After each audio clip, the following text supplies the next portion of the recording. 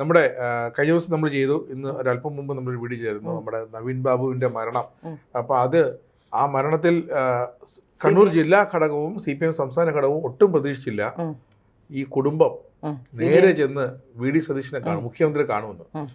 കണ്ടപ്പോൾ അവർ വിചാരിച്ചു പിണറായി വിജയനെ കണ്ടതുപോലെ കാണാൻ നോക്കട്ടെ എന്ന് പറഞ്ഞ് ഫയൽ വാങ്ങിച്ച് അങ്ങോട്ട് വയ്ക്കുമെന്ന് കയറി. പക്ഷേ ആ വീഡിയോയിൽ ഞാൻ കണ്ടത് VD സതീശൻ എന്ന മുഖ്യമന്ത്രി അവരെ വിളിച്ചിരുത്തി ഞാൻ നോക്കിക്കൊള്ളാം, അതാണ്, അല്ല നോക്കട്ടെ എന്നല്ല, ഞാൻ നോക്കിക്കൊള്ളാം എന്നാണ് പറഞ്ഞ് ഇന്നലെ നമ്മൾ പറഞ്ഞതുപോലെ കുഞ്ഞുങ്ങളോടൊക്കെ സംസാരിച്ചു, ഇടപെട്ട് അവർക്ക് മനസ്സുകൊണ്ടൊരു ഉറപ്പ് കൊടുത്തു. പിന്നെ തീരുമാനം വന്നു, ഉടനെ വിജ്ഞാപനം ഇറങ്ങും. കാരണം മന്ത്രിസഭയുടെ ഒരു തീരുമാനം വേണം, വിജ്ഞാപനം ഉടനെ ഇറങ്ങുമെന്ന് പറയും. പക്ഷേ കണ്ണൂർ ജില്ലാ ഘടകം കൊണ്ടിളകിയിരിക്കുകയാണ്. ഞങ്ങൾ എല്ലാവരെയും കൊണ്ട് അന്വേഷിപ്പിച്ചു, ഇനി വിജിലൻസ് മാത്രമേ ബാക്കിയുള്ളൂ. അപ്പോൾ എന്തുകൊണ്ട് വിജിലൻസ് അന്വേഷിക്കുന്നില്ല എന്ന് KK രാഗേഷ്, MV ജയരാജൻ ഇവരൊക്കെ ചോദിക്കുന്നത്. അപ്പോൾ ഇത്രയും കാലം ഈ കേസ് തേഞ്ഞു മാഞ്ഞു പോകുമെന്ന് വിചാരിച്ച് അടുത്ത സർക്കാർ വരുന്നു, തുടർഭരണത്തിലും ഈ കേസ് തേച്ചു വെച്ച് കളയാമെന്ന് വിചാരിച്ചു. ഈയൊരു സർക്കാർ വന്നപ്പോൾ ഈ കേസ് തീരുമാനം അവരുടെ കോർട്ടിലേക്ക് പോയി.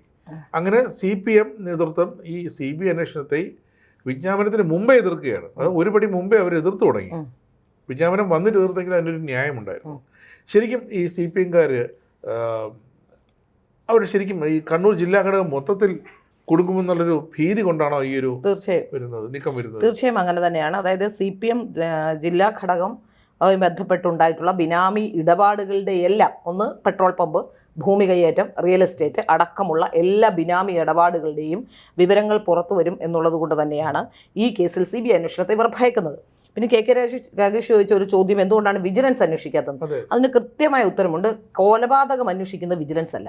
അതിൽ ആരോപണം നിലനിൽക്കുന്നത് കൊലപാതകമാണ് എന്ന ആരോപണമാണ്, അഴിമതിയല്ല അവിടെ പ്രശ്നം. കൈക്കൂലി വാങ്ങിച്ചതിനെ തുടർന്ന് അത് വളരെ പ്രധാനപ്പെട്ട ഒരു കാര്യം, നവീൻ ബാബു കൈക്കൂലി വാങ്ങിച്ചതിനെ തുടർന്ന് അതിനെതിരെ ആരോപണം ഉന്നയിച്ച ദിവ്യയുടെ ആരോപണങ്ങൾ കാരണം തൂങ്ങിച്ചെത്തു എന്നാണ്. തെറ്റിപ്പോയി. ഇത് അവർക്ക് കൊലപാതക വിഷയമല്ല, അല്ലെങ്കിൽ ആത്മഹത്യ വിഷയമല്ല, അഴിമതിയാണ് വിഷയം.